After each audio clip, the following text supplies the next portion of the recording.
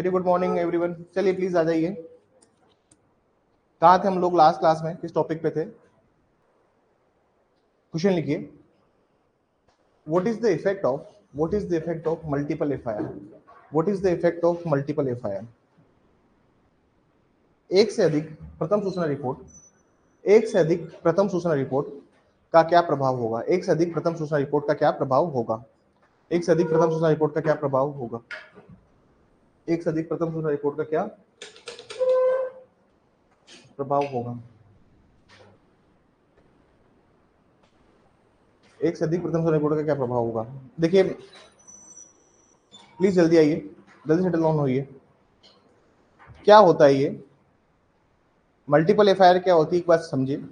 Sir ऐसा है कि जब कभी भी दो पक्षों में झगड़ा होता है, तो उस टाइम क्या होता है सर? मल्टीपल एफआईआर दर्ज कराई जाती है, एक से अधिक एफआईआर दर्ज कराई जाती है। अब मल्टीपल एफआईआर में क्या होता है इसको समझिए। मल्टीपल एफआईआर मतलब जैसे मान लीजिए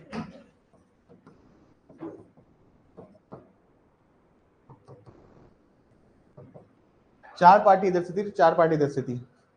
पहले ए ने एफआईआर करवाई, इधर से एच ने एफआईआर करवाई, फिर बी ने एफआईआर करवाई, फिर सी ने एफआईआर करवाई। इसको बोलते हैं मल्टीपल एफआईआर। मल्टीपल मतलब एक से अधिक। अगर प्रथम सूचना रिपोर्ट अगर जा रहे हो तो उसका क्या प्रभाव होता है?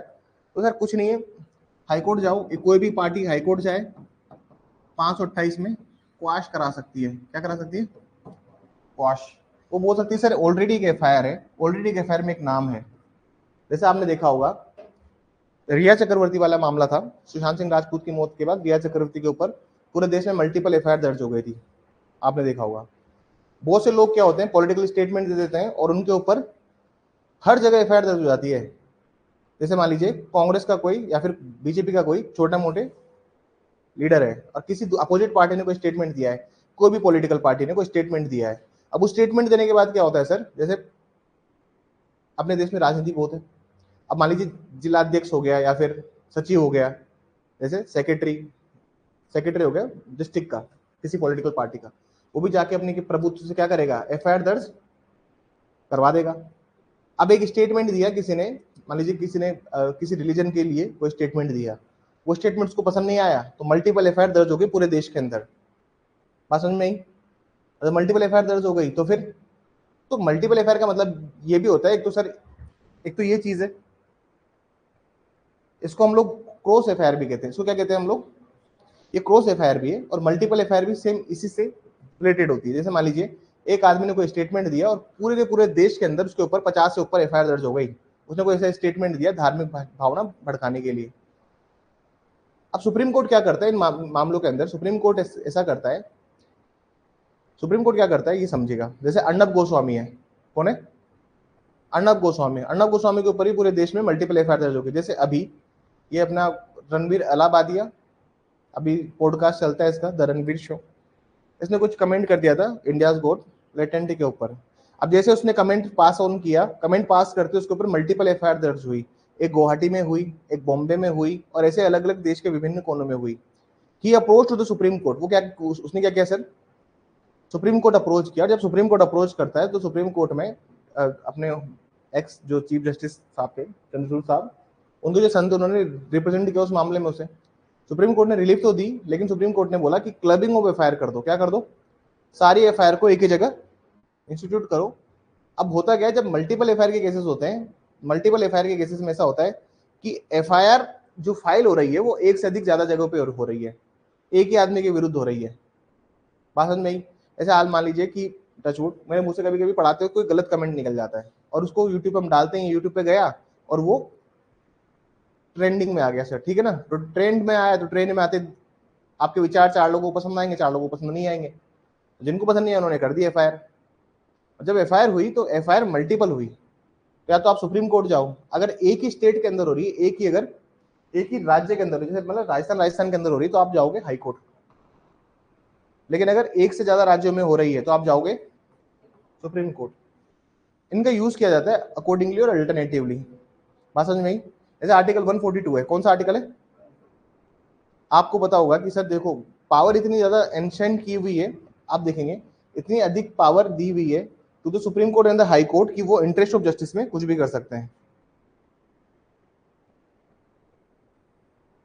दे कैन डू एनीथिंग, ठीक है ना सर, ठीक है।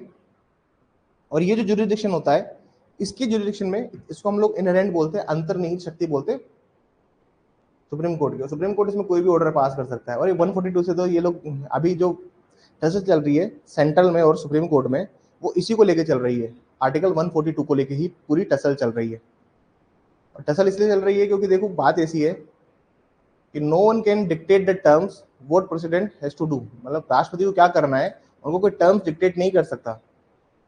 और एक ऑर्डर में तमिलनाडु का एक वो था, तमिलनाडु ने कुछ लॉस पास किए थे, उस जब वो कानून बनाए गए तो उन पर पॉकेट वीटो करके बैठ गया सुप्रीम कोर्ट। सुप्रीम कोर्ट क्या करके बैठ गया? Pocket veto. पॉकेट वीटो का मतलब होता है कि उनको विद होल्ड कर सकता है असेंट, अपने जो सम्मति है उसको रोका जा सकता है। ये राष्ट्रपति की एक पावर होती है जो कि कहीं लिखी भी नहीं है, हम इसको ऑलरेडी पहले पढ़ चुके हैं, इसको मैंने संवैधानिक नैतिकता बोला है, इसको कॉन्स्टिट्यूशनल मोरालिटी बोला है। और यही हमने कौन से केस में पढ़ा था? We have discussed in Jayalalithaa case, BR Kapoor versus state of Tamil Nadu. हमने उसमें ये तो बात डिस्कस की थी कि वो जयललिता जो थी she was convicted in A case, और उसके बाद भी उसको सीएम बना दिया गया था। तो supreme court had dictate the terms. तो कहने का मतलब है कि अगर कोई रूलिंग है जहां पर ध्यान रखे जाने की आवश्यकता है, तो आप राष्ट्रपति को आदेश नहीं दे सकते। तो सर्वोच्च पद है वो प्रथम नागरिक है, सारे नागरिक बाद में, प्रथम नागरिक कौन है? राष्ट्रपति। समझ में? तो वही सर कहने का मतलब ये है कि जो वो आर्टिकल 142 है, इसमें अप्रोच किया जाता है सुप्रीम कोर्ट को, बोला जाता है कि सारी एफआईआर को क्लब कर दिया जाए। जैसे रिया चक्र, सुशांत सिंह राजपूत एक्सपायर हुए तो डिफरेंट एफआईआर हुई, ठीक है ना सर। जैसे सुशांत सिंह राजपूत जब एक्सपायर हुए तो बिहार में भी एक एफआईआर हुई, क्योंकि सुशांत के जो पेरेंट्स थे वो कहाँ रहते थे? बिहार के, दे आर फ्रॉम पटना। और बॉम्बे में भी उसके खिलाफ एफआईआर दर्ज की गई, मामला बनाया गया, ठीक है। तो इसमें रिया चक्रवर्ती सुप्रीम कोर्ट पहुंच गई। सुप्रीम कोर्ट जाकर उन्होंने कहा कि सर प्लीज ट्रांसफर किए जाएं। क्या किए जाएं? ट्रांसफर किए जाएं to all the cases to the Bombay. मतलब सारे केसेस कहाँ ट्रांसफर करें? बॉम्बे में ट्रांसफर हो सारे के सारे केसेस। हमें बात पता है सर कि इन्वेस्टिगेशन ट्रांसफर नहीं हो सकती, ट्रायल ट्रांसफर हो सकता है। क्या ट्रांसफर हो सकता है? प्रोविजन निकालिए, डायरेक्ट निकालिए प्लीज। इन्वेस्टिगेशन, आप अन्वेषण को अंतरित नहीं कर सकते, आप ट्रायल को अंतरित कर सकते हो। निकालिए, सेक्शन निकालिए प्लीज। आप निकालिए प्लीज, 3 आप निकालिए, 446 निकालिए, 446।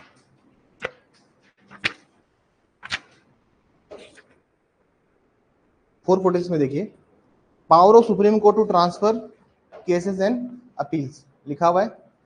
Power of Supreme Court to transfer cases and appeals, what it does mean, इसका मतलब ये है कि सर इन्वेस्टिगेशन ट्रांसफर नहीं हो सकती। बस सुप्रीम कोर्ट का अगर आप अप्रोच कर रहे हो, तो सुप्रीम कोर्ट को जो अप्रोच कर रहे हो आप आर्टिकल 142 में कर रहे हो। मल्टीपल एफआईआर का मतलब ये होता है कि सारे एफआईआर को क्या कर दिया जाए? एक जगह क्लब कर दिया जाए, एक जगह इकट्ठा कर दिया जाए कि सारी एफआईआर जब जितनी भी दर्ज होगी वो इस थाने में जाएगी।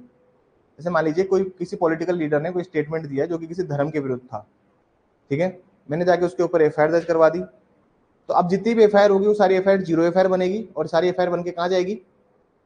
सारी एफआईआर जीरो एफआईआर बनेगी, और सारी एफआईआर बन के कहाँ जाएंगी sir?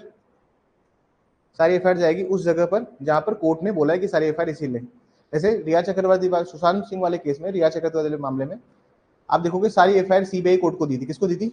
CBI crime branch Bombay को दे दी थी, ठीक है ना सर। और फिर सीबीआई ने अभी चार्जशीट फाइल करी कुछ महीने पहले, इसमें उसको क्लीन चिट दे दी रिया चक्रवर्ती को कि भाई that she has no fault, उसके डेथ में उसका कोई लिंक नहीं है। बस समझ में आई? थोड़ा सा लिख लीजिए इसमें।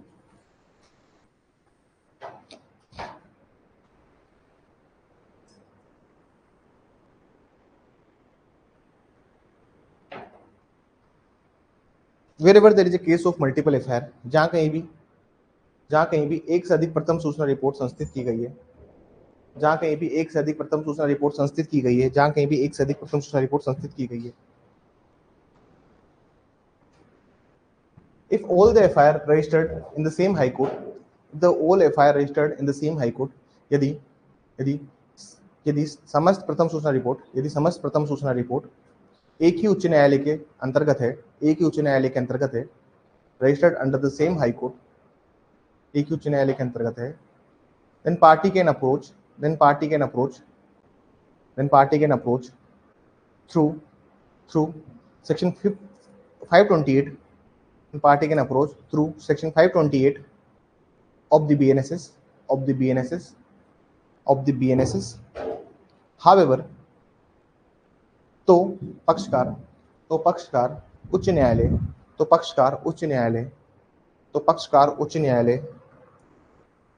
अनुच्छेद धारा 528 अनुच्छेद को काट देना, धारा 528 बीएनएसएस के तहत आवेदन कर सकते हैं। पैराग्राफ में लिखिए however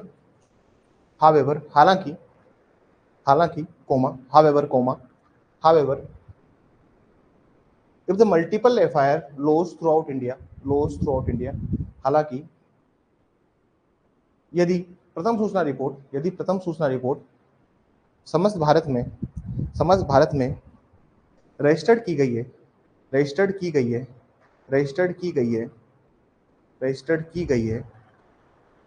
throughout India, then party would apply under article 142 of the Indian Constitution, article 142 of the Indian Constitution, 142 of the Indian Constitution। तो पक्षकार अनुच्छेद 142 तो पक्षकार अनुच्छेद 142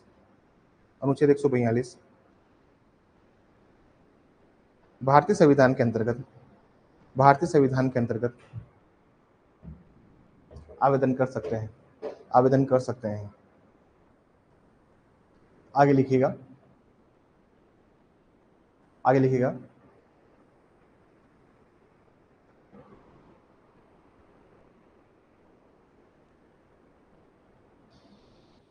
एक line,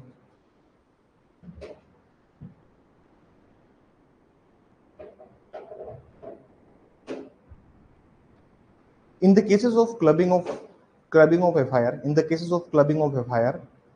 or transfer of investigation before the Supreme Court, the parties cannot invoke section 446 of the BNSS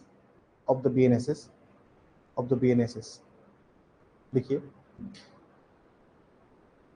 प्रथम सूचना report को संयुक्त करने व अन्वेषण को अंतरित करने हेतु पक्षकार धारा 446 में आवेदन नहीं कर सकते क्योंकि धारा 446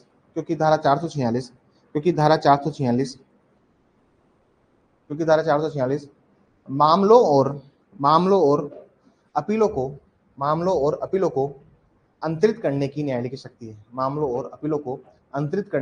की शक्ति है।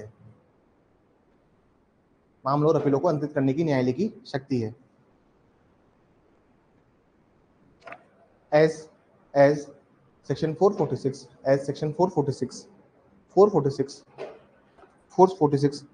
can be applicable only in those cases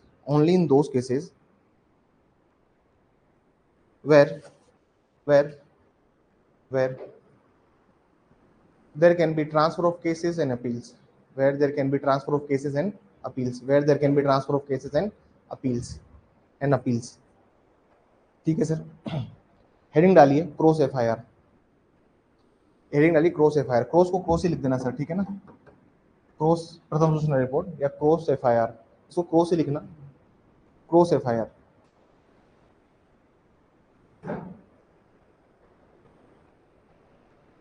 cross FIR का मतलब क्या होता है, इसको समझिए एक बार। जैसे मान लीजिए ए और बी के बीच में झगड़ा हुआ है सर, ए ने FIR दर्ज करवाई, बी ने भी FIR दर्ज करवाई, दोनों के बीच में दोनों के बीच में मार पिटाई हुई है, ठीक है ना सर। इसको भी इतनी चोटें लगी जितनी बी को लगी, इसका भी हाथ टूटा है और इसका भी हाथ टूटा है। एक पहले गया पुलिस पे, बोला मेरा हाथ तोड़ दिया, इसने मारा है, पुलिस ने इसके बेसिस पे एफआईआर दर्ज कर ली। बी भी गया पुलिस में और बोला कि मेरा भी हाथ टूटा है, तो पुलिस फिर क्या पड़ेगी, नरम पड़ जाती है। फिर पहले तो ऐसा था कि पुलिस ढूंढती कि कहाँ है बी, कहाँ है बी। बी गया पुलिस स्टेशन में और बोला कि देखो मुझे भी मारा है, मेरा भी हाथ टूटा हुआ है, मेरी भी एफआईआर लिखो। तो फिर पुलिस सोचती कि यार ये तो आपसी मारा पिटाई का मामला है, उसमें गिरफ्तारी नहीं करती। फिर क्रॉस एफआईआर है ये, क्या है ये, इसने भी एफआईआर कराई, इसने भी एफआईआर करा दी। अब इन केसेस में होता क्या है जनरली, वो सुनिए।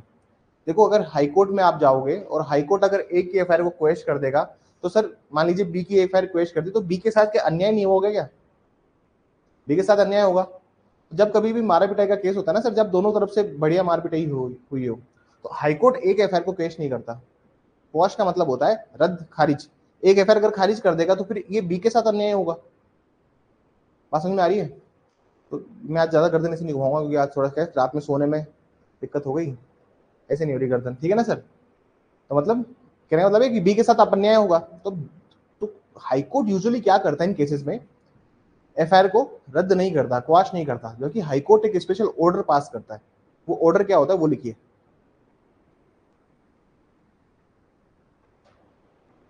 High court in cross FIR, high court in cross FIR does not quash does not quash one of the FIR does not quash one of the FIR। देखिए उच्च न्यायालय, उच्च न्यायालय क्रॉस एफआईआर के मामले में, उच्च न्यायालय क्रॉस एफआईआर के मामले में, क्रॉस एफआईआर के मामले में किसी एक पक्ष की, किसी एक पक्ष की, किसी एक पक्ष की एफआईआर को खारिज नहीं करता, किसी एक पक्ष की एफआईआर को खारिज नहीं करता, खारिज नहीं करता।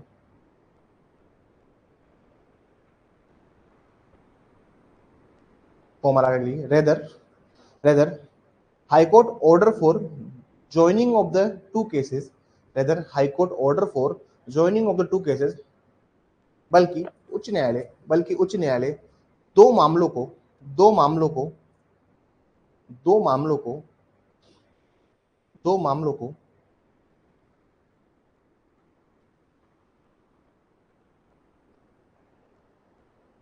दो मामलों को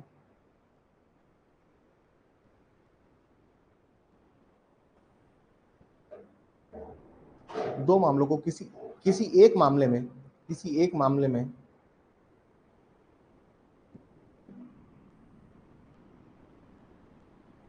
किसी एक मामले में जोड़ देता है, किसी एक मामले में जोड़ देता है, किसी एक मामले में जोड़ देता है। पैराग्राफ से निकल के अब सर ऐसा है कि दोनों एफआईआर को क्या कर दिया सर ने, सर ये एफआईआर नंबर 1 थी, this FIR number 1, FIR number 2। अब इन दोनों एफआईआर में क्या हुआ सर, बोला कि इनको सिंगल एफआईआर मान के इनके ऊपर काम किया जाए, सिंगल एफआईआर मान के इनके ऊपर काम किया जाए।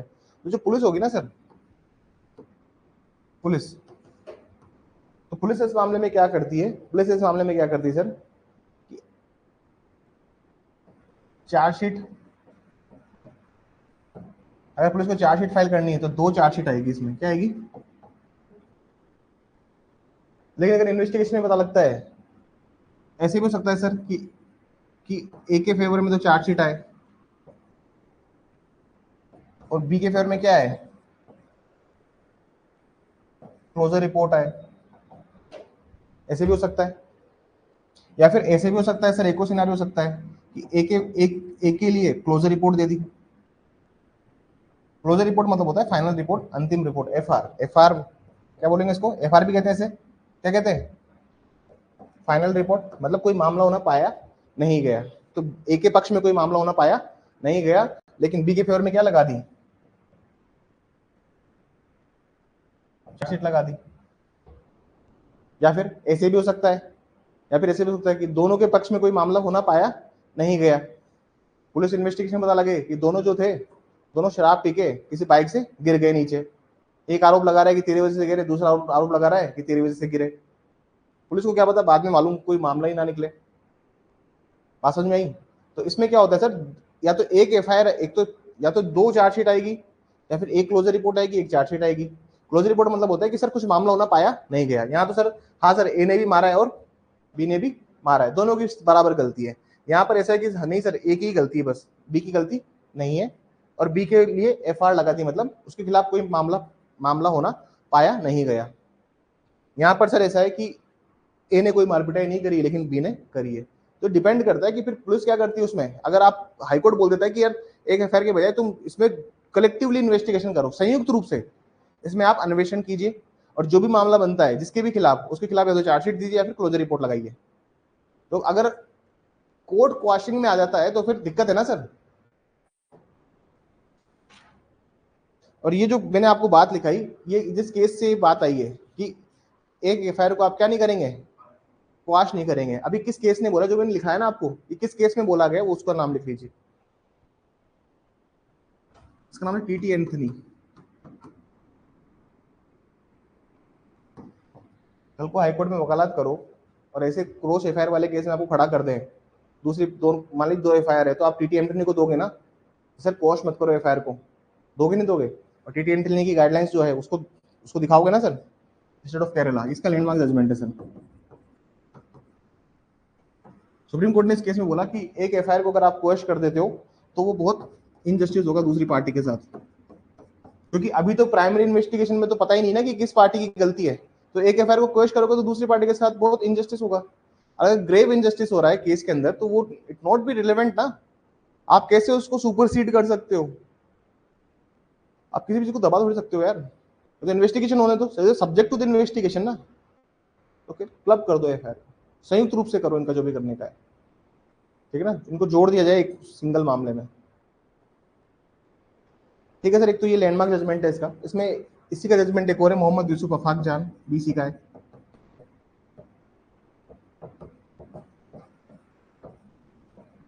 This is also from the same case, ये 2005 सुप्रीम कोर्ट है। अरे पहले मैं क्या था, दिखाते आपने अगर पुरानी क्लासेस देखी हो अपनी सीपीसी की, तो मैं बहुत सारे जजमेंट खोल खोल के दिखा रहा हूँ। तो बच्चे ने अगर पुरानी क्लास ली हो सीपीसी की, अब वो बंद कर दिया मैंने दिखाना। तुम लोग वो जितने समझना होगा समझ जाओगे, वरना मैं अभी तुमको टीटी एंथनी की गाइडलाइंस सिखाता। रमेश चंद्र नंदलाल पारेख, अब तुम घर जाके क्या करोगे, एक जिसको भाई पढ़ने का एक शौक है ना कि यार देखिए गाइडलाइंस क्या है, देखो गूगल तो सबके पास ही है, मैं क्यों दिखा रहा हूँ, मेरे पास कौन सा स्पेशल गूगल है, वो इंडियन कानून में खोलता हूँ, वो इंडियन कानून तुम्हारे पास है, तो जजमेंट पढ़ना सीखो। तुमको पहले इसलिए दिखाता था मैं कि सर ये जजमेंट है, देखो इसमें जजमेंट में कहाँ लिखा हुआ है, पहले मैं इसलिए दिखाता था कि तुमको एक समझ हो कि जजमेंट कैसे पढ़े जाते हैं, जजमेंट में क्या क्या बात पढ़नी है, वो चीज़ पहले मैं आपको दिखा देता था। लेकिन अब मैं इसलिए नहीं दिखाता। अब मैं क्यों नहीं दिखाता, इसका एक रीजन सुन लीजिए सर। अब मैं इसलिए नहीं दिखाता आप लोगों को चीजें, क्योंकि अब जितना सिखाना था सीख गए, अब खुद से करो। रमेश चंद्र नंदलाल पारेख,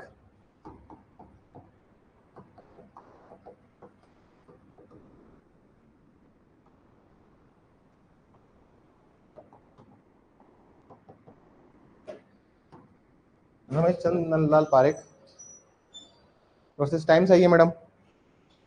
मैडम आप भी टाइम से आइए, समय से आना एक खूबी है। नंदलाल पारेख वर्सेस जो गुजरात।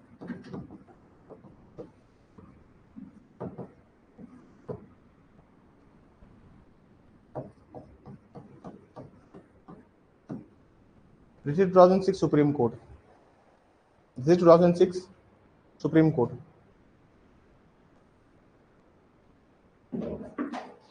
ये तीनों जजमेंट्स है सर।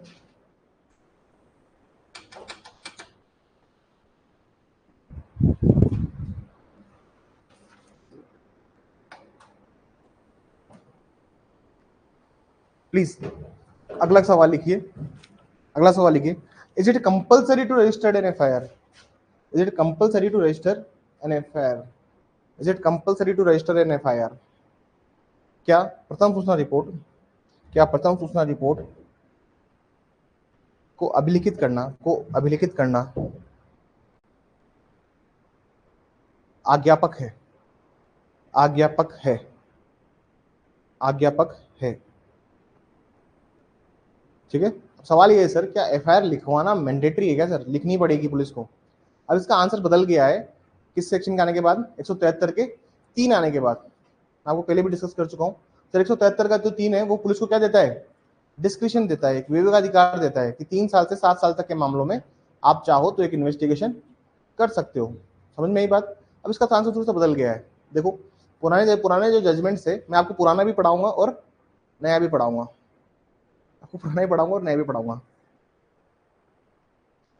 समझने की कोशिश कीजिएगा। देखिए चीजें बहुत आसान है, मैं आपको सिंप्लीफाई वे में समझाऊंगा, ज़्यादा डिफिकल्ट नहीं बनाऊंगा इस पार्ट को। देखो सर ऐसा है कि एफआईआर होती है मैंडेटरी दर्ज करना, तुम्हारी अगर आप समझने की कोशिश करो, बहुत सारी जगह ऐसी दी हुई है जहां पर आम नागरिक को, एक आम नागरिक को अगर पता लगता है, कॉमन सिटीजन को पता लगता है कि एक कॉग्निजेबल मामला हुआ है, संज्ञेय मामला हुआ है, तो उसकी भी जिम्मेदारी है कि वो जाए और पुलिस को इन्फॉर्म करे। अगर उसने पुलिस को नहीं बताया तो उसके ऊपर भी चार्जेस लगते हैं बीएनएस के अंदर, उसकी भी जिम्मेदारी तय है। अगर आप पुराने वाले बच्चे हैं जो आईपीसी 1860 पढ़े हुए हैं तो आप देखिएगा there are section 177, 178, 179, 181 182, there are few sections जो पुराने वाले पार्ट में थे जहां पर लाइबिलिटी बनती थी। तो सर जब आप एक आम नागरिक के ऊपर जिम्मेदारी तय करने की बात कर रहे हैं और जब आपके पास एक आदमी आ रहा है कॉग्निजेबल इंफॉर्मेशन लेकर, उसको आप दर्ज नहीं कर रहे। देखो सर एफआईआर बहुत सारी जगह दर्ज नहीं की जाती, इसका एक सिंपल सा रीजन आप समझ लीजिए कि देखो एनसीआरबी की रिपोर्ट होती है, नेशनल क्राइम रिकॉर्ड ब्यूरो की रिपोर्ट होती है। उस रिपोर्ट के अनुसार पता लगता है कि कौन सा राज्य है जिसमें महिलाओं के खिलाफ अधिक अपराध हुए हैं, या फिर कौन सा राज्य है जहाँ सबसे ज्यादा अपराध होते हैं। तो उसमें राजस्थान का नाम खराब है। आप देखना राजस्थान में अभी जो एनसीआरबी की रिपोर्ट है उसमें राजस्थान नंबर 1 पे आया है महिलाओं के खिलाफ अपराधों में। अब किसी ने न्यूज पढ़ी हो तो रिसेंटली, तो कहने का मतलब क्या, राजस्थान में क्या महिलाओं के विरुद्ध अपराध हो रहे हैं सबसे ज्यादा? नहीं, राजस्थान में दर्द सबसे ज्यादा हो रहे हैं। आप ये थोड़ी देखते हो कि महिलाओं के विरुद्ध अपराध कहाँ हो रहे हैं। सर दिल्ली ज्यादा अपराध हो सकते हैं क्या? आप बताइए। आप लोग कोई दिल्ली रहा है कभी for more than a month? कभी कोई आप में से दिल्ली रहा है? वो बिल्कुल सेफ नहीं है, बिल्कुल भी। मतलब मैं तो लिटरली बोलता हूँ कि Delhi is not very safe. और मतलब आप सेफ्टी का थोड़ा कंसर्न है, एरिया वाइज भी डिवाइडेड है। कुछ जैसे साउथ दिल्ली है, south Delhi is very good, you can enjoy there. कुछ एरिया है जहाँ पर आप you can commute very easily, लेकिन कुछ चीजें सेफ भी नहीं है। अब आप बहुत से स्टेट देखोगे, अब राजस्थान महिलाओं के मामले में अपराध में सबसे नंबर 1 पे आया है एनसीआरबी की रिपोर्ट में। तो ये क्या करते हैं, स्टेट की छवि धूमिल होती है कि महिलाओं के लिए सेफ नहीं है। बात समझ में नहीं? तो फिर एक इंटरनल डायरेक्टरी निकाल देते हैं कि यार एफआईआर दर्ज ना की जाए। सबसे ज्यादा अपराध कहाँ हो रहे हैं, हत्या का, चोरी का, लूट का, बलात्कार का, एफआईआर दर्ज ना की जाए। उससे क्या होता है, एनसीआरबी की रिपोर्ट में काम कम होता है, प्लस पुलिस वालों का भी काम कम होता है। सिंपल सी बात है ना सर, क्योंकि आपका स्टेट कितना अच्छा है इसका पता कैसे लगता है? इसका पता लगता है कि क्राइम रिपोर्ट की कोर्ट जो ब्यूरो की रिपोर्ट आई है उससे पता लगता है कि आपके यहाँ पे कितने क्राइम है। क्योंकि एंड ऑफ द डे तो लोग वो देखते हैं ना कि आपके यहाँ कितने ऑफेंसेस हो रहे हैं। लेकिन इन्होंने बहुत गलत फिलोसफी निकाल रखी है कि जहां जितने केसेस रजिस्टर्ड है वहां पे उतने ही ज्यादा क्राइम है। सिंपल सी बात है। अब रजिस्ट्रेशन मान लीजिए किसी स्टेट, कोई स्टेट है जहां महिलाओं से अधिक बहुत अपराध होते हैं, लेकिन वहां की महिलाएं या तो रजिस्टर्ड नहीं करवाती, जो कहती है छोड़ यार क्यों करना है। और कुछ स्टेट की महिला होती है जो छोटे से भी कमेंट पे केस लगाएगी कि हाँ, केस लगाएगी कि ऐसे कैसे कमेंटबाजी कर रहा है, गाने क्यों गा रहा है, इशारे क्यों कर रहा है। कुछ हो सकते हैं जो कि टॉलरेंट ज्यादा हो, जो सहन शक्ति, कुछ हो सकते हैं जो टॉलरेंट सी ना हो, सीधा पुलिस में उठाया, फोन किया, जैसे राजकोप पे अपने राजस्थान में हैंड टू हैंड जाके कंप्लेन दर्ज कर दी, लोग पुलिस आ गई मौके पे। अब पुलिस क्या कहेगी आपको, मैडम छोड़ना है या फिर कंप्लेन करनी है? महिलाएं भी जोश में होती है उस टाइम पर कि नहीं डालो कंप्लेन।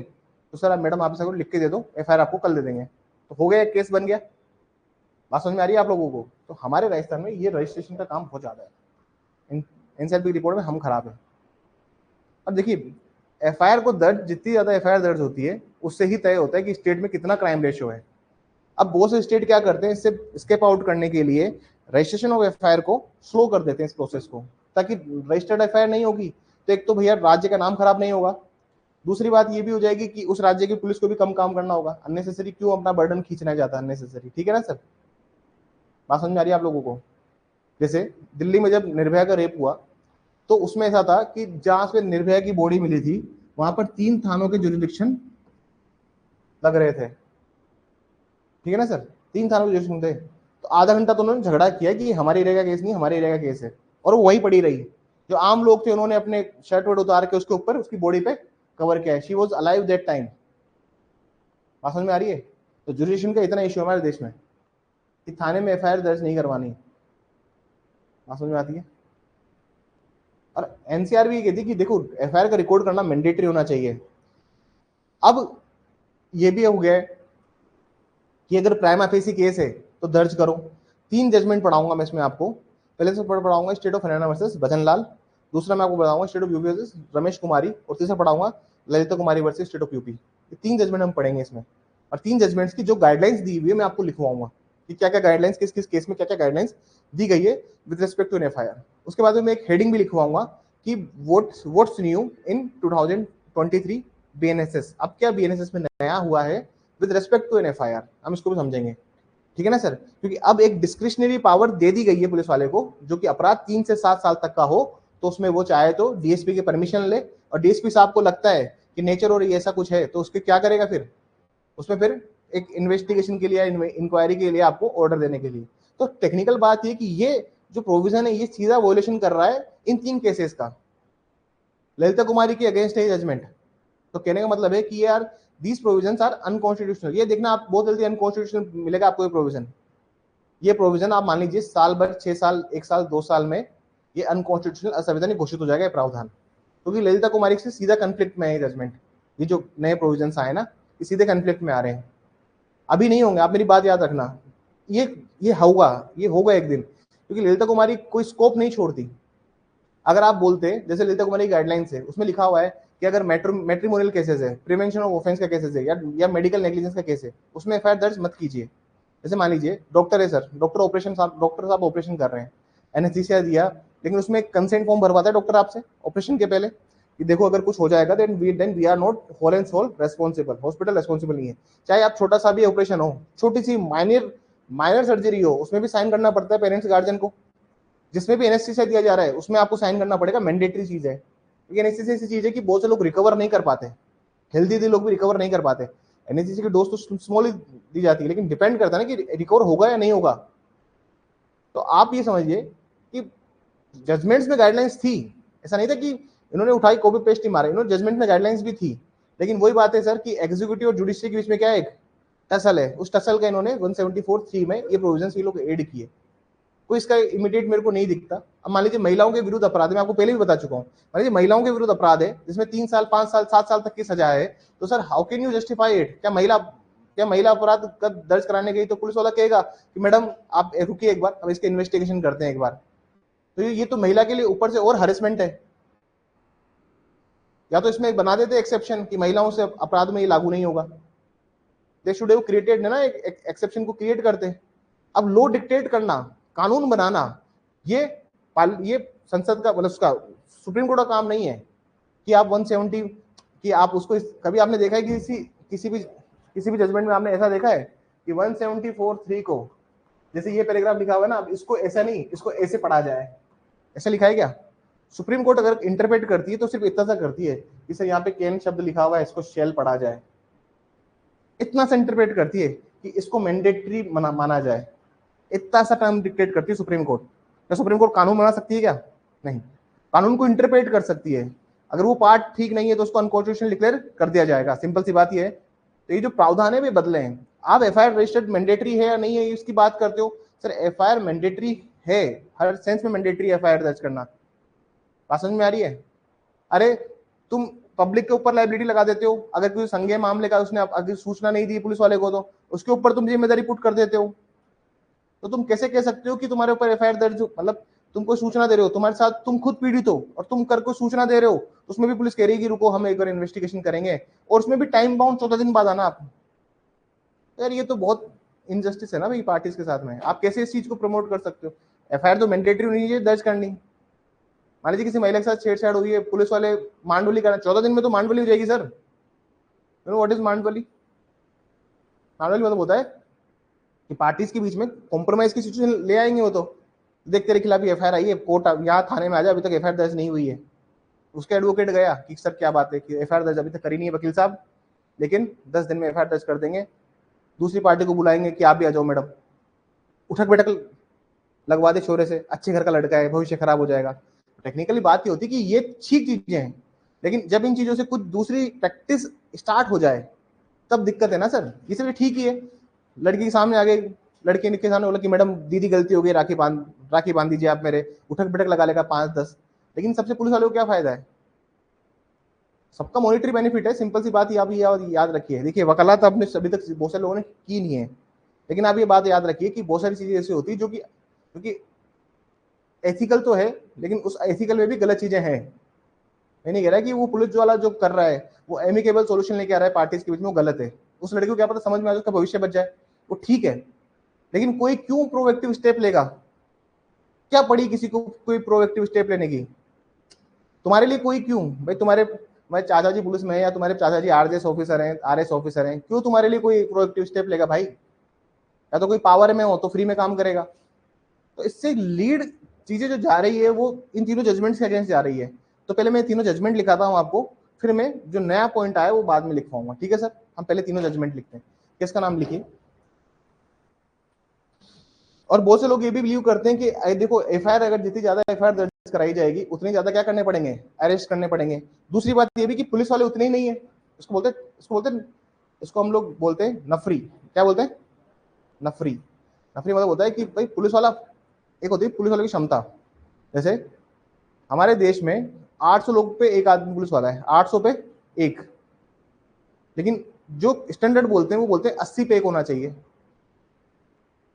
अब आप देखोगे आजकल कि लोगों के अंदर पुलिस का खौफ नहीं है, समाज में पुलिस का खौफ नहीं है। कानून का कोई खौफ है क्या देश के अंदर? आप रोड पे चले जाओ गाड़ी निकाल के अपनी, किसी को खौफ पड़ी है पुलिस की? किसी को कोई खौफ नहीं है।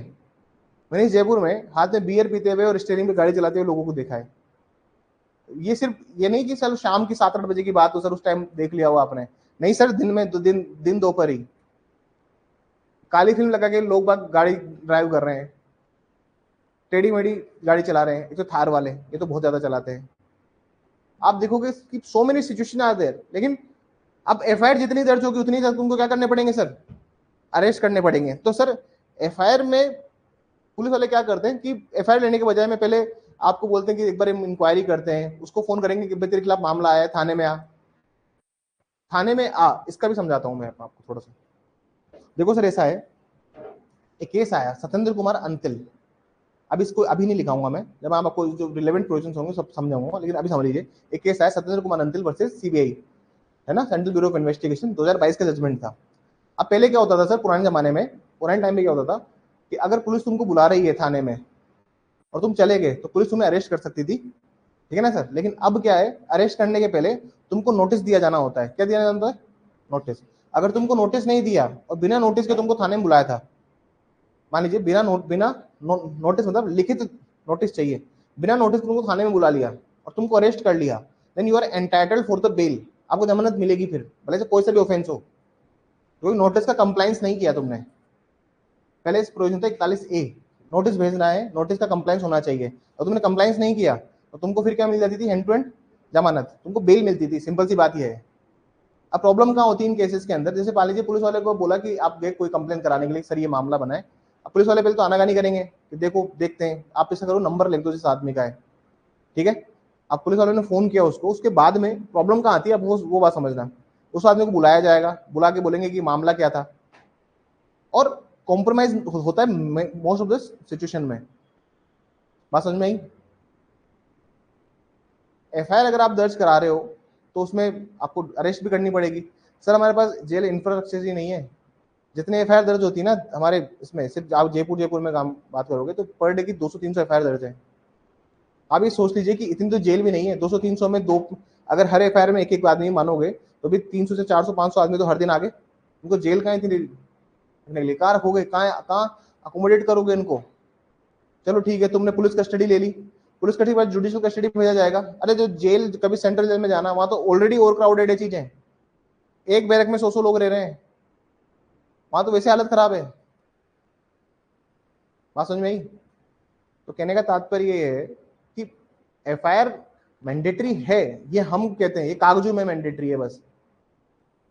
पहले कागजों में मैंडेटरी, पहले ऐसा था कि कागजों में मैंडेटरी थी, अब तो कागजों में भी मैंडेटरी नहीं रही। क्योंकि पहले क्या था, डायरेक्ट निकालिए प्लीज एक बार,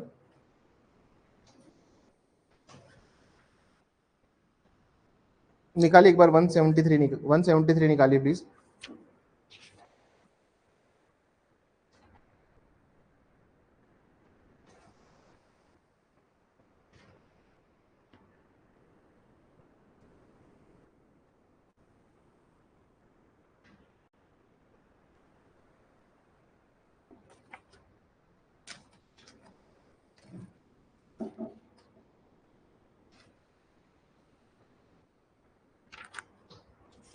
तो छुट्टी उट्टी आती है ना, मेरा बिल्कुल मन नहीं लगता घर पे, तुम्हें सही बताऊँ ना मैं, मुझे लगता है कि चलो यार पढ़ाने चल लेते हैं।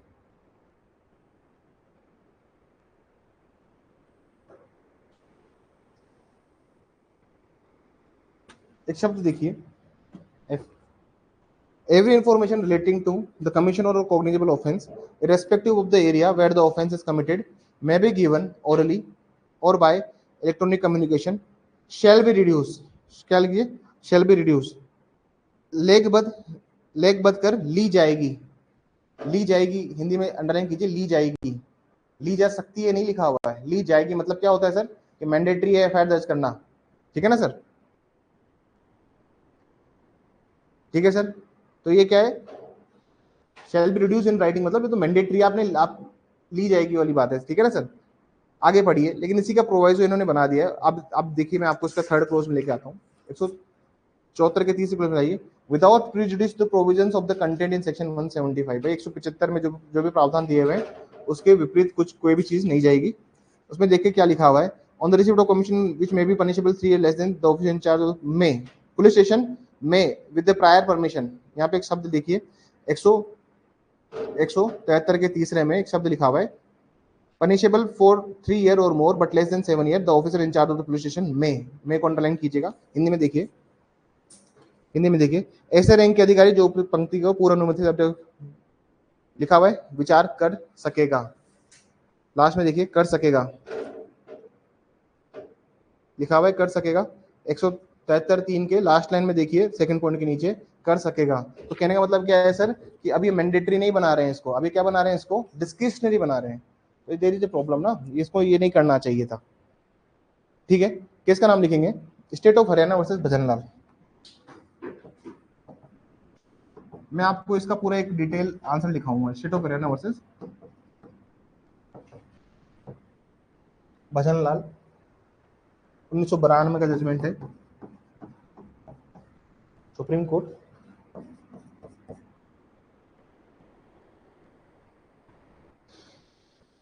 लिखिए, the police officer is duty bound to lodge the FIR, to lodge the FIR. Police अधिकारी प्रथम सूचना रिपोर्ट को अभिलिखित करने के लिए, पुलिस अधिकारी प्रथम सूचना रिपोर्ट को अभिलिखित करने के लिए, अभिलिखित करने के लिए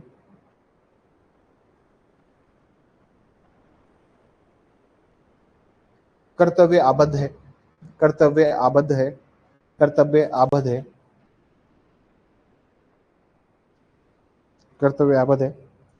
and it is the and it is the duty of and it is the duty of police officer to send occurrence report, and it is the duty of police officer to send occurrence report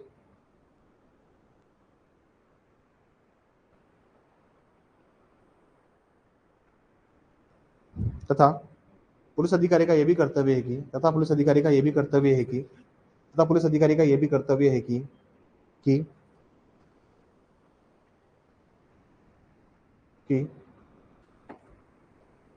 कि वह न्यायिक magistrate को कि वह न्यायिक magistrate को कि वह न्यायिक मजिस्ट्रेट को घटना की घटना की तत्काल रिपोर्ट तत्काल रिपोर्ट घटना की तत्काल रिपोर्ट सुपुर्द करे, घटना की तत्काल रिपोर्ट सुपुर्द करे।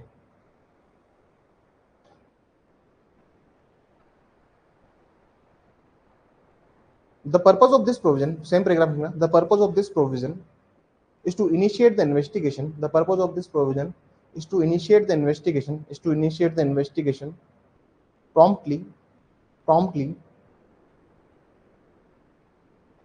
without any foul play of the police, without any foul play of the police, foul play of the police।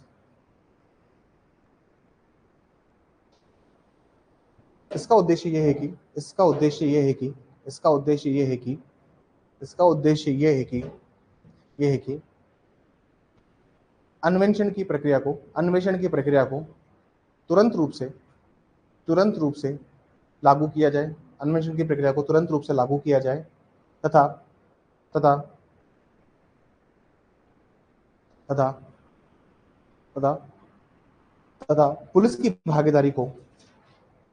भागीदारी को न्यून किया जाए, तथा पुलिस की भागीदारी को न्यून किया जाए, न्यून किया जाए, न्यून किया जाए। ठीक है, सेकंड पॉइंट लिखिए, सेकंड पॉइंट लिखिए।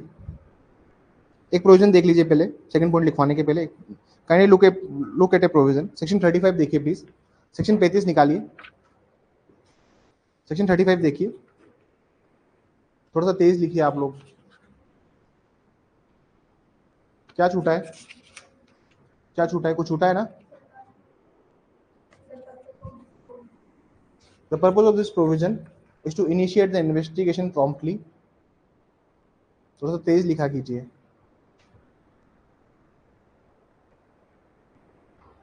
Initiate the investigation promptly and avoid any foul play by the police, and avoid any foul play by the police। 35 देखिए प्लीज, थोड़ा सा तेज लिखने का प्रयास कीजिए। देखिए,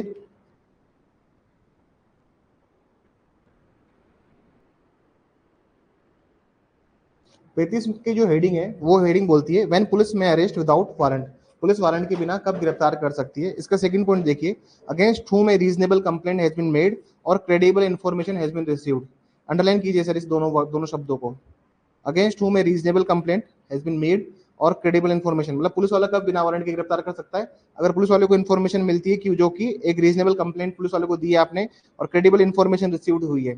ठीक है सर, जिसके विरुद्ध इस बारे में उचित परिवाद किया जा चुका है या विश्वसनीय सूचना प्राप्त हो चुकी हो, विश्वसनीय सूचना प्राप्त हो चुकी हो। एक शब्द लिखा हुआ है विश्वसनीय सूचना, हिंदी मीडियम वाले बच्चे अंडरलाइन कीजिए। अब देखो ऐसा है कि अगर एफआईआर मैंडेटरी नहीं होती ना सर, एफआईआर अगर मैंडेटरी नहीं होती, एफआईआर अगर लिखाना अज्ञापक नहीं होता, अगर एफआईआर मैंडेटरी नहीं होती तो लेजिस्लेचर ये शब्दों को कहां प्रयोग करता, 173 बनाते वक्त भी करता। 173 में भी तो हो सकता था ना कि क्रेडिबल इंफॉर्मेशन मिले तभी आप एफआईआर दर्ज कीजिए, जबकि ये शब्द वहां पे नहीं लिखे। इसका मतलब क्या है, एफआईआर मैंडेटरी है दर्ज करना। समझ नहीं, इस बात को भजन लाल ने लिखा, समझ में ही बात। जैसे हम जैसे 35 में का जो प्रोविजन देखोगे, पहले 41 हुआ करता था, पहले क्या हुआ करता था 41। अब इसमें देखो, आप देखोगे कि यहाँ पे लिखा हुआ है कि कोई क्रेडिबल इंफॉर्मेशन है और कोई रीजनेबल कंप्लेंट अगर आपने बनाई है तो पुलिस वाला फिर अरेस्ट कर सकता है। लेकिन बात ऐसी है कि अगर यही शब्द आप, अगर इंटेंशन ये होता व्यवस्था, यही इंटेंशन होता व्यवस्थापिका का, यही इंटेंशन होता लेजिस्लेचर का, अगर यही उद्देश्य उनका होता तो 173 में फिर यही शब्द यूज करते कि क्रेडिबल इंफॉर्मेशन होनी चाहिए, रीजनेबल सस्पिशन होना चाहिए। आप उसको प्रोविजन आगे पढ़िए 35 में, आगे लिखा हुआ है रीजनेबल सस्पिशन एग्जिस्ट, लिखा हुआ है रीजनेबल सस्पिशन एग्जिस्ट, उचित संदेह विद्यमान है। जबकि ये शब्द वहां पे भी तो हो सकते थे ना, तो ये शब्द, सारे शब्द अगर वहां नहीं है तो इसका मतलब क्या है, इसका मतलब ये कि एफआईआर है मैंडेटरी। सेकंड पॉइंट लिखिए, in section 170, in section 173, in section 173 धारा 173 में, धारा 173 में unlike section, unlike section 35, unlike section 35, unlike section 35, the word credible, the word credible and reasonable had not been used, the word credible and reasonable had not been used, had not been used। धारा 173 में, धारा 173 में coma, धारा 35 की तरह, धारा 35 की तरह, धारा 35 की तरह, धारा 35 की तरह विश्वसनीय सूचना, विश्वसनीय सूचना या उचित संदेह, या उचित संदेह, या उचित संदेह जैसे शब्द, जैसे शब्द, जैसे शब्दों का, जैसे शब्दों का, उचित संदेह जैसे शब्दों का इस्तेमाल नहीं हुआ है, इस्तेमाल नहीं हुआ है, नहीं हुआ है। And therefore, and therefore the intention of legislation, and therefore the intention, the intention of legislation is clear. इसलिए, इसलिए,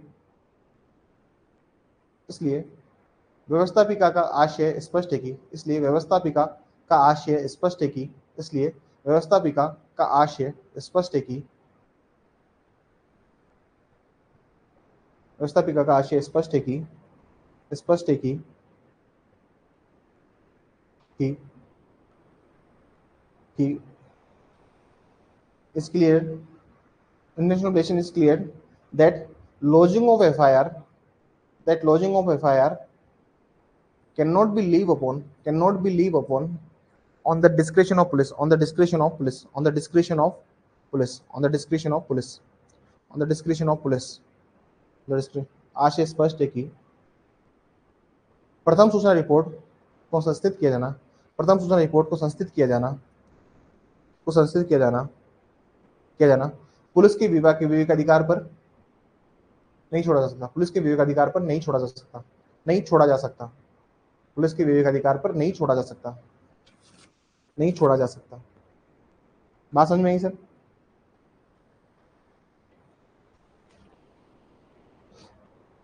ठीक है ना सर? ये 2 पॉइंट तो थे किसके? भजनलाल के। किसका नाम लिखिए थोड़ा सा, रमेश कुमारी,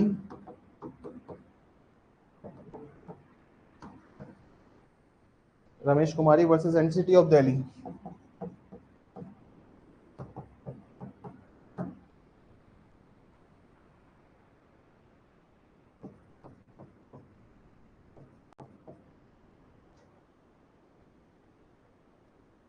देखो भजनलाल के 2 पॉइंट तो है ही। कहां के पॉइंट है? 2 पॉइंट, उसके बाद और पॉइंट है, ठीक है ना? एक लाइन लिख लीजिए, comprising 2 additional points of Bhajanlal, comprising 2 additional points of Bhajanlal. Bhajanlal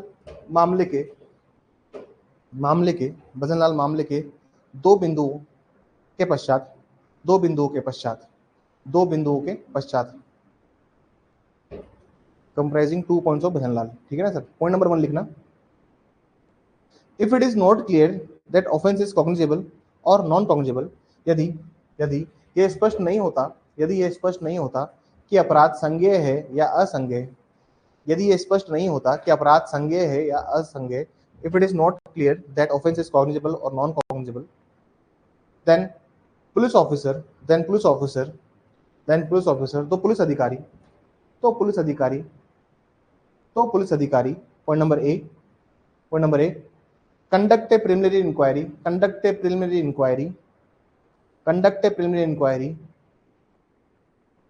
तो पुलिस अधिकारी, पॉइंट नंबर ए, एक प्राथमिक जांच करेगा। Point number 2, lodge an FIR if offense is cognizable, जांच करेगा। पॉइंट नंबर, दूसरा पॉइंट लिखिए, यदि अपराध संज्ञेय है तो प्रथम सूचना रिपोर्ट दर्ज करेगा, यहाँ पे भी उसको डिस्क्रिप्शन नहीं है। देखिए यहाँ पे ये नहीं बताया हुआ, यहाँ पर ये अगर कंफ्यूजन नहीं हो जाता है कि कॉग्निजेबल है या नॉन कॉग्निजेबल है, क्योंकि एफआईआर तो किसमें होती है? सिर्फ और सिर्फ कॉग्निजेबल केसेस में होती है। अगर वो संदेह है, अगर संदेह क्या है, ये संदेह है, तो फिर उसके लिए यहाँ पे ये भी नहीं मना कर रहे हैं कि आप एफआईआर दर्ज नहीं करोगे, ठीक है ना सर? मतलब एफआईआर दर्ज कराना कोई डिस्क्रिप्शन नहीं है पार्टीज का, you can not use it can not be use as prerogative of the parties, पक्षकारों का विवेकाधिकार नहीं है। सेकंड पॉइंट लिखिए, before lodging of the FIR, the police officer will not get into,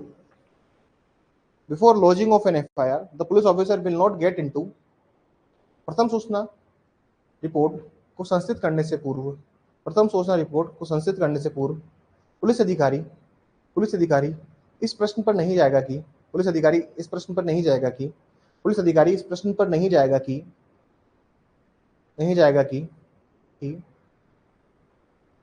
क्या सूचना वास्तविक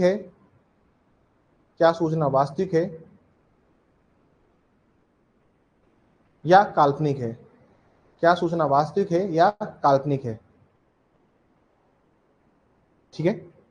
लिखिए, will not get into, the police officer will not get into question whether it is genuine or false, FIR,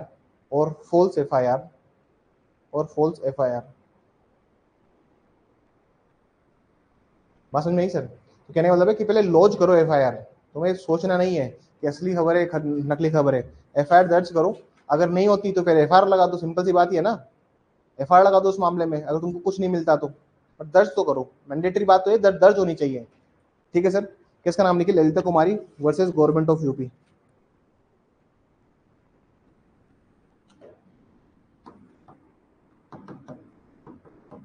तो परसों से क्या start कर रहे हैं अपन, बुधवार से। Very good. Versus state of UP and others. State of UP नहीं है इसका, ठीक है ना, एक बार चेंज कर लेना, गवर्नमेंट ऑफ यूपी करना है इसको क्या करना, government of UP and others. देखो सर ऐसा है, ललिता कुमारी जो जजमेंट है, ललिता कुमारी जजमेंट 2008 में आया था सर, फिर 2012 में भी आया इसका, और फिर 2008 में आया, 2012 में आया, फिर 5 जजेस बेंच बैठी। कितनी जजेस बेंच, ये बैठी सर 2013 में, 2013 में लार्जर बेंच को दिया सर। 5 जजेस बेंच जो बैठती है, कौन से आर्टिकल में बैठती है, हाँ, अरे बोलो जोर से बोलो। Very good, 145 sir. 10 बार बता दिया आपको कि 5 जजेस बेंच का ये 5 देखा करो, कभी कंफ्यूजन नहीं होगा, ठीक है ना सर। संवैधानिक पीठ जो होती है ना, 5 जजेस बेंच बैठती है, ठीक है ना। कॉन्फिडेंस रखा करो, क्या है दिक्कत है, कौन सा मैं बंदूक रख के चलता हूँ जो यही गेम ओवर कर दूंगा, आप बोलोगे तुम गलत जवाब देते हो क्लास में। देखो हमारे ऑनलाइन वाले बच्चे भी जवाब देते हैं। वेरी गुड मीनू, शाबाश। कॉन्स्टिट्यूशन पढ़ा चुका हूँ इस क्लास में मैं ना, इसे सन्नाटा नहीं होना चाहिए। मोस्ट ऑफ द स्टूडेंट्स इन्होंने कॉन्स्टिट्यूशन नहीं पढ़ा है, जिसने पढ़ा है ना इस क्लास में कॉन्स्टिट्यूशन, तो किसने पढ़ा है इस क्लास में कॉन्स्टिट्यूशन, पूरा थोड़ी पढ़ा है आपने, आधा पढ़ा है, और कॉन्स्टिट्यूशन अच्छा पढ़ा है, वो आप देख लेना। उसमें हमने बहुत थ्योरेटिकल भी discuss, we took around 35-40 classes. कितनी क्लासेस ली थी हमने उसमें, 35 to 40 classes, we took around 35 to 40 classes. It was the first subject ना। एक स्टूडेंट थे हमारे अभी उन्होंने रिसेंट ज्वाइन किया था, तो वो बोल रहे थे सर कॉन्स्टिट्यूशन क्लास ले रहा था मैं, आवाज़ सही नहीं आ रही है उसमें। मैंने कहा इनिशियली क्लासेस में नहीं है, 5-10 क्लासेस में आई दिक्कत है, फिर बाद में आपको अच्छी आएगी आवाज़। नया नया कोचिंग स्टेब्लिश किया था तो पता ही नहीं था कि इको भी होता है। नई नई कोचिंग आप स्टेब्लिश करते हो तो आप भाई ये थोड़ी ना कि आप बहुत कोचिंग माफिया की तरह आपको पता है कि कोचिंग में कैसे काम करना होता है। तो हर एक चीज बिल्कुल आप बेस से स्टार्ट करो तो आपको पता है ना कि क्या क्या दिक्कत आती है। पहले आप पुरानी क्लास देखो तो उसमें लाइटिंग भी ठीक नहीं है, बहुत डिम डिम लाइट चलती है उसमें। आप पुरानी क्लासेस देखोगे, अगर कभी पुरानी क्लासेस से गो थ्रू करोगे तो उसमें आवाज भी अच्छे से नहीं आ रही है। तो हर दिन सुधार होता है, ऐसा थोड़ी ना कि एक ही दिन में, अरे तुम मकान बनाते हो तो एक ही दिन में थोड़ी ना कि वो बिल्कुल परफेक्ट हो जाता है, धीरे धीरे चीजें आती तभी तो सुंदर बनता है घर। ठीक है सर। जस्टिस थे इसमें honourable justice, honourable chief justice P Sadasivam, P Sadasivam,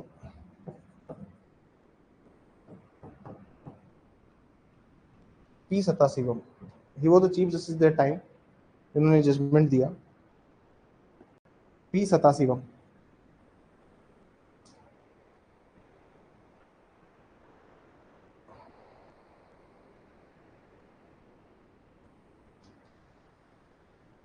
please point number 1 लिखिएगा।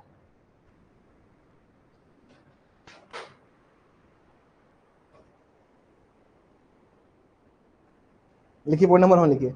It was held that, it was held that lodging of FIR puts criminal process in motion, criminal process in motion। प्रथम सूचना report, अब ये शुरुआत की line ये अभिनय किया गया कि वो सब नहीं लिखा रहा। प्रथम सूचना रिपोर्ट को दर्ज किया जाना, को दर्ज किए जाने, प्रथम सूचना रिपोर्ट को दर्ज किए जाने से, प्रथम सूचना रिपोर्ट को दर्ज किए जाने से दांडिक प्रक्रिया को गति प्रदान होती है, दांडिक प्रक्रिया को गति प्रदान होती है, दांडिक प्रक्रिया को गति प्रदान होती है। क्रिमिनल प्रोसेस इन मोशन, आगे लिखिए।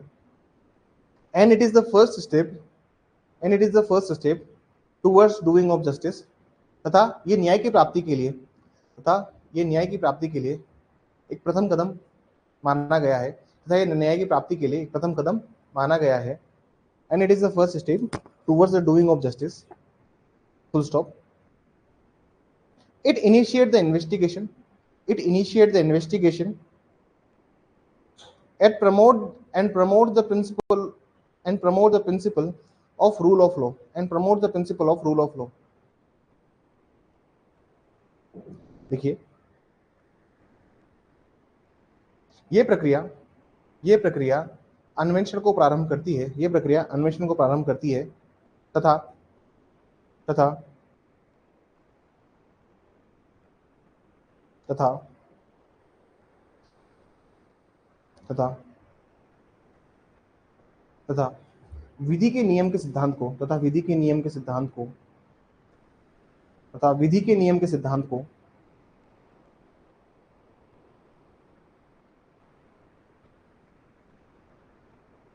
तथा विधि के नियम के सिद्धांत को प्रवर्तित करती है प्रवर्तित करती है प्रवर्तित करती है. It also prevent the situation of lawlessness. It also prevent the situation of lawlessness. It also prevent the situation of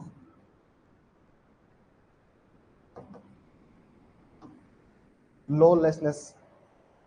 तथा ये तथा ये तथा ये तथा ये तथा ये विधि की अनुपस्थिति में होने वाली परिस्थितियों को तथा ये विधि की अनुपस्थिति में होने वाली परिस्थितियों को निवारित करती है. विधि की अनुपस्थिति में होने वाली परिस्थितियों को निवारित करती है. सर एफआईआर दर्ज नहीं करी, आदमी क्या सोचेगा? मान लीजिए एक आदमी को पीटने आया कोई आदमी, ठीक है ना सर, उसको पीट दिया, उसने बोला नहीं नहीं कानून का विश्वास लूंगा मैं, तो आदमी क्या करेगा? छोड़ो यार मैं पुलिस में जाऊंगा. अब पुलिस ने एफआईआर दर्ज नहीं करी, दोबारा पीटना है, दोबारा मार खलेगा. तीसरी बार वो भी क्या करेगा? घर में बंदूक रखना स्टार्ट करेगा या डंडा रखना स्टार्ट करेगा, बेसबॉल का बैट या कोई भी लकड़ी रखना स्टार्ट करेगा. तो उससे होगा क्या सोसाइटी में? लॉलेसनेस ही है सर. समझ में ही बात? एफआईआर वो चीज है, अगर एक पार्टी एफआईआर दर्ज कराने गई, उसकी सुनवाई ही नहीं हो रही है अगर, तो आदमी क्या करेगा? फिर खुद ही अपने हिसाब से तैयार हो जाएगा. और सोसाइटी में अगर विधि का क्षेत्र ही नहीं होगा, अगर विधि का कोई महत्व नहीं है, तो फिर क्या मतलब है फिर लोग का? समझ में आई? क्रिमिनल में तो फिर भी चलो पुलिस बहुत एक्टिवली काम करती है. अब तो पुलिस काफी इंप्रूव हो गई पहले से, क्योंकि अब क्या हो गया ना, ऑनलाइन मॉनिटरिंग होती है हर चीज की. अब बहुत सब चीजों को टाइम बाउंड कर दिया है. लेकिन सिविल केसेस में तो आज भी ऐसा ही है. केस फाइल कर दिया आपने, कोई रिलीफ नहीं मिल रहा, कोई भी आके जमीन पर कब्जा कर ले रहा है. आप देखना सिविल से ज्यादा परेशान है लोग बाग. 10 साल पेंडिंग है, 15 साल पेंडिंग है, सिविल में ज्यादा परेशान है लोग जो परेशान है सर, कि जुडिशरी से विश्वास उठ रहा है लोगों का, वो सिविल की वजह से उठ रहा है, ना कि क्रिमिनल की वजह से. क्रिमिनल की वजह से क्यों उठेगा लोगों का विश्वास? जैसे तो सर हो ही रहा है ना सर. लेकिन सिविल केसेस में विश्वास उठ रहा है क्योंकि वहां पे आर्टिकल 21 तो है नहीं, जो कोर्ट भी थोड़ा सीरियस होकर सुने. कोर्ट के लिए जो मुख्य मुद्दे होते हैं वो होते हैं कि भाई अपने डांडिक मामलों की, क्रिमिनल केसेस की पहले सुनवाई करो. इन केसेस की तो होती रहेगी सुनवाई, जो चल रहा है वो चलता रहेगा. तो कोर्ट बहुत सेटल है इन मामलों में. Situation is very settle. मतलब ऐसा थोड़ी ना कि आज के जमाने में हम गए और कोर्ट में सीधे जाके बोले कि सर ये मामला है, ये जमीन है, इस जमीन पर लगातार कब्जा हो रहा है, तो कोर्ट भी कहेगा कि भाई ऑलरेडी कितने केसेस हैं, पहले उनको सुने तो फिर केस को सुनो. तो क्रिमिनल केसेस से परेशान नहीं है लोग. परेशान किससे? मान लीजिए एफआईआर दर्ज नहीं हो रही, तो आपको बता रखा है ना कि क्या जाने का है, एसपी के साथ जाओ, एसपी साहब के पास नहीं जाओगे तो कंप्लेन में कराओ, कंप्लेन में नहीं हुआ तो एफआईआर कराने हाईकोर्ट जाओ. कहीं नहीं कहीं तो तुमको रिड्रेसल मिल जाएगा. लेकिन तुम्हारी जमीन पर कब्जा हो गया तो तुम्हारे पास सिर्फ एक विकल्प है, केस फाइल कर दो. क्या विकल्प है? तो पुलिस के पास जाओ, सर हमारी जमीन पर कब्जा कर लिया. पुलिस वाले क्या कहेंगे? अरे तो सिविल मामला है यार, इसमें आप वकील साहब को बुलाओ. अपने वकील साहब को बोलेंगे सर ये तो सिविल मैटर है, किसी को मारा पीटा, किसी को चोट पहुंचाई, किसी से गाली गलौज, कुछ है क्या? तो क्या है फिर ये? अरे जमीन पर कब्जा हो गया, ठीक है ना सर, अंदर 5 पहलवान है. जैसे आप जाते हो कि जमीन हमारी है, वो आपको क्या करते हैं? प्यार से दूध पिलाते हैं, लस्सी देते हैं, सर लस्सी पीजिए, कैमरा चालू है, तुमको पहले कैमरा, सर देखो कैमरा चालू है, फिर आपको दिखा रहे लस्सी, लस्सी पीजिए सर, गुलाब जल पिला रहे है ना, रूह अफ़ज़ा पिला रहे हैं, रूह अफ़ज़ा बाबा रामदेव जी वाला रूह अफ़ज़ा पिला रहे हैं तुमको. मतलब फुल गर्मी का टाइम है सर, ठंडक दे रहे हैं, लेकिन तुम्हें पता है कैमरा चालू से कुछ कर नहीं सकते. और तुम एफआईआर दर्ज कराना चाहोगे तो पुलिस वाले क्या कहेंगे? आपको मारा, गाली दी, पीटा, तो क्रिमिनल केस तो बन ही नहीं रहा. क्या मैटर है? सिविल. सिविल में क्या करोगे फिर? वही सिद्धांत तुम्हें पता ही है, रिकवरी ऑफ प्रॉपर्टी के सारे 5 में 6 में जाओगे और क्या, फंसे रहो। और तुम अगर 15-20 गुंडे लेके पहुंच गए तो वो लोग तुम पे एफआईआर दर्ज करा देंगे, क्योंकि ट्रेस पासर का भी राइट है। बात समझ में आ रही है? कैमरा लगा रखा है ना उन्होंने। कब्जा करना बहुत आसान है, कुछ नहीं करना। कब्जे करने में क्या करना है, 8-10 अपने गांव से भाइयों को बुलाओ, जैसे वो कौन सी मूवी आई थी इसमें, एनिमल, एनिमल, अपने गांव जाके सारे भाइयों को लेके आता है ना, वो भाई एक काम का नहीं था भाई, वो पिट रहा है, वो भाई सारे देख रहे हैं, लास्ट में भी भाई देख ही रहे हैं। 1 बजे के बताओ जब भाइयों ने मारा हो। Have you seen the movie animal ना, देखिए आप लोगों ने, वो भाई हमें सब देखते रहते थे, लास्ट में भी देख ही रहे हैं। नॉन सपोर्टिव भाई थे, लेकिन तुम सपोर्टिव भाई लेके आओ। कब्जा करना मुश्किल थोड़ी ना है सर। जमीन लो, उस पर एक चद्दर टेंट टीन शेड डालो, और बाहर भी थोड़ा टीन शेड को निकालो ताकि कैमरा लगा सके। ऐसे कैमरा लगाओ, उसको जो भी आए कि जमीन हमारी है, वो कैमरा चालू है, जूस पियो, कैमरा चालू है, जूस पियो। कुछ बदतमीजी करी, हाथ उठाया, तो मैं तो कुछ करूंगा नहीं, लेकिन मैं एफआईआर दर्ज कराऊंगा, मैं ट्रेस पासर हूं, मुझे राइट है। तुम देखो फिर, 1 करोड़ का प्लॉट है, छोड़ने के तुम ले लो 10 लाख। पैसा कमाना मुश्किल नहीं है, सही रास्तों से पैसा कमाना मुश्किल है इस देश में। Making money is not very difficult. तुम देख रहे होंगे, तुम देखते होंगे ना, इतने लोगों का पैसा कहां से आ रहा है, या ईमानदारी से एक पैसा नहीं कमाया जा रहा। देश में दिक्कत क्या है ना, कि ईमानदारी से पैसा कमाने में समय लग रहा है, और टैक्स बचा के चोरी कर चोरी करके या फिर ब्लैक मनी से बहुत बहुत पैसा कमा रहे लोग। थोड़ा सा फंडामेंटल दिक्कत है। ठीक है सर, सेकंड पॉइंट लिखिए।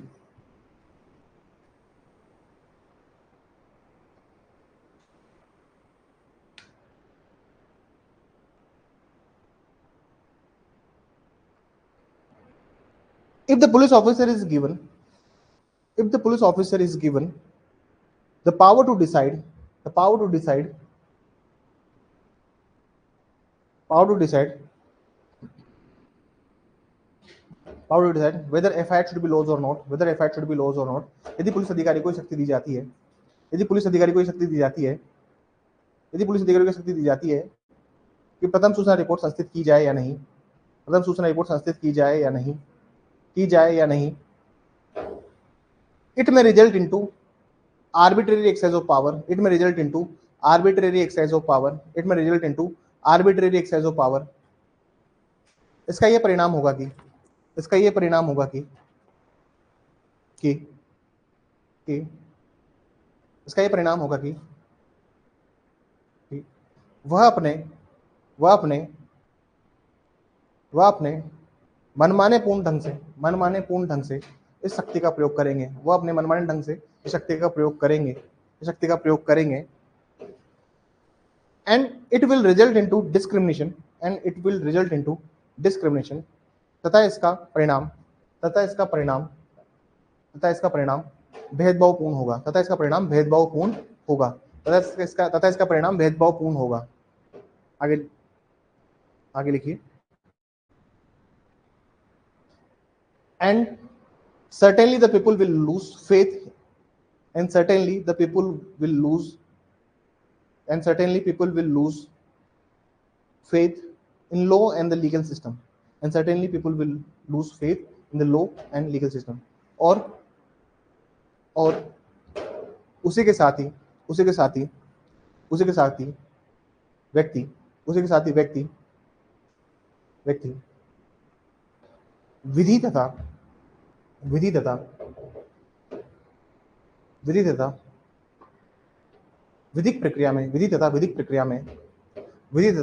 प्रक्रिया में अपना विश्वास खो देगा। और यही तो किया अब इन्होंने बीएनएसएस के अंदर, क्या किया, यही तो किया, डिस्कशन दे दिया कि एफआईआर दर्ज करनी नहीं करनी, 14 दिन के अंदर देखो बनाओ। अरे सर, मर्डर पे तो एफआईआर होगी ही, रेप में तो एफआईआर होगी ही, लेकिन छोटे मोटे ऑफेंस भी तो है सर, उसमें तो एफआईआर देखो आप। बात समझ में आ रही है? तो कहने का मतलब है कि अब इसका क्या वोलेशन नहीं हुआ, क्या 5 जजेस बेंच है, तो कॉन्स्टिट्यूशनल बेंच की जो गाइडलाइंस है उसका वोलेशन नहीं हुआ कि आपको दर्ज करनी नहीं करनी, इसका भी आप परिणाम देखो। तो ये बहुत जल्दी ये प्रोविजन अनकॉन्स्टिट्यूशनल हो जाएगा, तो सिंपल सी बात है। अभी तक केस आया नहीं सुप्रीम कोर्ट के सामने, इसलिए हाँ, जैसे मान लीजिए मेरा कोई क्लाइंट है, मैं भी लेके जा सकता हूँ, मेरा कोई क्लाइंट है, उसके साथ कोई 5 साल तक का ऑफेंस हुआ है और पुलिस वाले इस मैटर के अंदर लाके 14 दिन बाद मेरी एफआईआर को सस्पेंड कर देते हैं। I can directly approach to the supreme Court, ठीक है ना sir, directly approach to the supreme Court. और मैं खुद भी अप्रोच करके खड़ा हो सकता हूँ कि it's a very arbitrary provision, it's a clear वोलेशन of Lalita Kumari. Certainly बात तो ये ना कि आप डिस्क्रिप्शन थोड़ी दे सकते हो पुलिस वाले को। अरे पुलिस वालों को डिस्क्रिप्शन देंगे तो पुलिस वाले क्या हाँ करेंगे क्या एफआईआर दर्ज करने के लिए? वो क्या करेंगे तुम्हें सबको पता है, you know all the results ना। तो फिर आर्बिट्रेरीनेस आएगी, तो मनमाने पूर्ण तरीके से कार्य करोगे ना आप अपने, ये बात समझिएगा। हाँ, प्रोविजंस जो होते हैं उनको लगाने का एक तरीका होता है। मतलब अगर तुमको लगता है महिलाओं वाले अपराध हो गए या फिर फैमिली डिस्प्यूट हो गए, मैट्रिमोनियल रिलेशन में होता है ना सर, कि महिला को जोश आया एक दिन कि मेरे ऊपर अत्याचार करता, लगा 498 है, पुराने वाली बात करो, नए वाले में जो भी प्रोविजन होगा था लगाओ 498 है, क्रूरल्टी करी है, क्रूरता करी है मेरे पति ने मेरे साथ। लो, इन मामलों में तो आप थोड़ा सोचो ना। देखो ऐसा होता है कि जब फैमिली डिस्प्यूट्स होते हैं ना सर, जब पति पत्नी की लड़ाई होती है, मतलब डाइवोर्स तो एक वो फॉर्म है कि मतलब बिल्कुल आपको घिन हो गई, अब तो रहने का ही नहीं है साथ में, वो उस लेवल पे होता है सर डाइवोर्स। उसके पहले की भी बहुत सारे लेवल होते हैं, उसके पहले की बहुत सारे स्तर है। उसके पहले के स्तर ये होते हैं कि इसको थोड़ा सबक सिखाया जाए। तो महिला क्या करती है, इसको सबक सिखाने के चक्कर में क्या करती थी सर, फोन जो बीच में मेंटेनेंस की एप्लीकेशन लगा दिया, फिर 498 का केस फाइल कर दिया। अब इन केसेस में क्या होता है सर कि महिला बहुत जोश में रहती है, किसमें रहती है? अब जोश इतना होता है कि उस टाइम समझ में नहीं आता, लेकिन जब 2 साल 3 साल जब सोसाइटल, पहले तो क्या था कि सब लोग जोड़े से बुलाए देते कि आप आओ, लेकिन अब कार्ड मिलना, शादी में बुलाना, किसी फंक्शन में बुलाना, फैमिली में बुलाना हो गया कम। धीरे धीरे शी रियलाइज कि यार अब the situation will be more pathetic now. तो अगर इन मामलों में अगर पुलिस वालों को थोड़ा सा लिबर्टी दी जाए कि इनमें अरेस्ट नहीं करेंगे, आप एफआईआर दर्ज करानी है हम कर देंगे एफआईआर दर्ज, लेकिन हम इमीडिएट अरेस्ट नहीं करेंगे इन मैटर में। मेडिकल नेग्लिजेंस हुआ है, डॉक्टर को पकड़ लिया सर, डॉक्टर को बोला ऐसा हुआ है, डॉक्टर ने बोला सर 1000 ऑपरेशन किए एक तो बिगड़ेगा ही,